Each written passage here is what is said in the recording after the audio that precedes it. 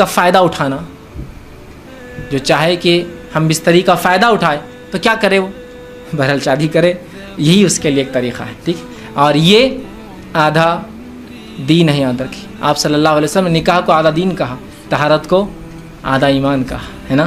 तो निकाह आधा दीन है। तो जो चाहता है इस नेमत का फ़ायदा उठाए और लुत्फ़अंदोज़ हो दुनिया के अंदर, जस्ट शादी कीजिए, यही इसका जायज़ और बेहतरीन तरीक़ा है। वालिदैन इससे बच्चों के लिए ख़ास तौर से गौर करें कि उनके निकाह में वो जल्दी करें, ताकि वो अपनी शर्मगाह के शर से और उसके गलत इस्तेमाल से बचते रहें।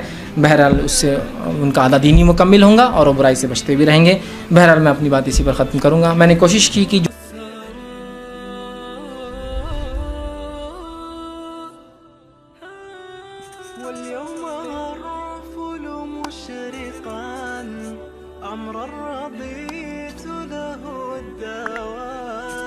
الكل يهتف لآدم فالدرب صار